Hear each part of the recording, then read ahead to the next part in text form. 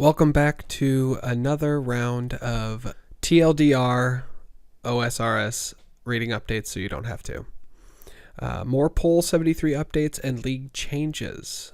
November 18th, 2020. The Skull Scepter Poll 73 update. Good news, everybody. You can now use a chisel on your extra Skull Scepter pieces to chip them down into fragments, which you can then use to charge an imbued scepter. The left skull half will break down into 5 fragments and the rest of the pieces will break down into 3. Any combined pieces will get you the fragments equal to the sum of their parts. For each completed tier of the Varrock Achievement Diary, you'll get 1 extra fragment for every piece you break down. Each fragment is worth 1 charge. In addition, the base number of charges you can hold on a completed scepter has been raised from 5 to 10. You'll get another 4 charges for each completed tier of the Varrock Achievement Diary, increasing the number of max charges to 14, 18, 22, and 26 respectively. Lastly, Skull Scepter charges are no longer destroyed when they are dropped or when you are killed with an unprotected one in your inventory. This means you can own more than 1 scepter at a time. Unimbued Skull Scepters now work like rings of recoil in where they share all the same charges, and when one has shattered, you'll find that your next one is magically back at full charge. Multiple imbued Skull Scepters will also share the same charges between each other, but you can only recharge them using fragments, scepter pieces, or whole skull scepters. Just as before, they won't shatter if they run out of charges. Because imbue and unimbue scepters behave so differently, you can now only have 1 type at a time. If you imbue 1 scepter, they all imbue. Should you remove the authenticator, all your scepters will become unimbued. Gnome Gliders. Provided you won the Gnome's Trust in the Grand Tree quest, you'll now be able to ask the Gnome Glider pilot to take you quickly to your destination using a new right-click option. It works just like the charter ships. As a note, the option won't reappear once you get to your destination. No point traveling to where you already are. Estate Agent options. All estate agents now have right-click options to relocate and redecorate the player-owned house in case you're in a hurry to repaint before guests come over. Beekeeper outfit. You can now get a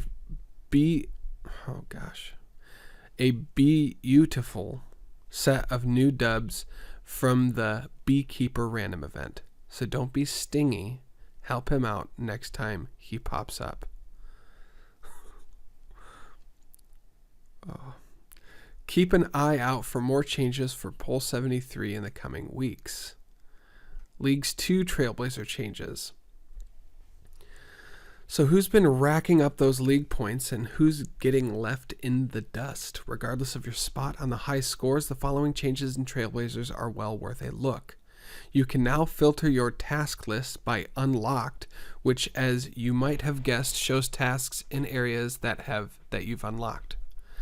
The Fluid Strikes relic will now correctly apply its damage reduction effect before capping it to your current HP, instead of applying it only if the attack won't kill you.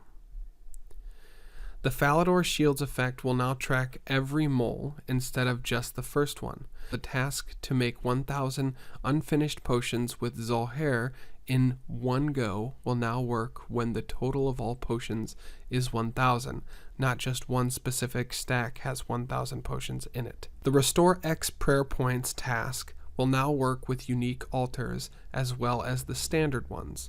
The delay after the fade to black when entering God War's dungeon instances has been slightly reduced. Fixed typo in the League's interface, sorry Fremnix. The multiple area filter has been renamed Global to clarify that these tasks can be completed anywhere and do not require multiple specific areas to be unlocked. The Salute in the Mess Hall hard clue step has been removed. The Pray at the Eldinus Statuette task is now completable. The Volatile and Eldritch Nightmare staves will now correctly apply the attack speed increase provided by double cast when their special attack is used. Proposed graphical changes, female head model. Old school RuneScape's undergone plenty of changes throughout its life, but one of the most persistent and most interesting challenges for the artists has been the female player head. The standard head, which is currently used by every female player character in the game, was originally created by shrinking down the male one. This led to some intriguing issues, including the eyes merging in the center of the face, leaving some flat, invisible geometry, making the mistake very clear to see. Ultimately, this was a weird accident, but it's still in the game to this very day. An example of separated eyes currently live in game. We've avoided this problem on the newer NPC models by creating them with separate eyes. We've even made the change on some player-worn items, such as the Crystal Helm. Since these models have had generally positive reactions, we've seriously considered making the fixed version the new standard for female characters in old school RuneScape, but of course, we'll be working with the community to make sure these changes is something you want too. For reference, here's how the fixed model might look in-game. Merch store update, Black Friday deals, and the Golden Gnome. Thank you guys so much for watching these poll updates, November 18th, 2020. Have a nice day.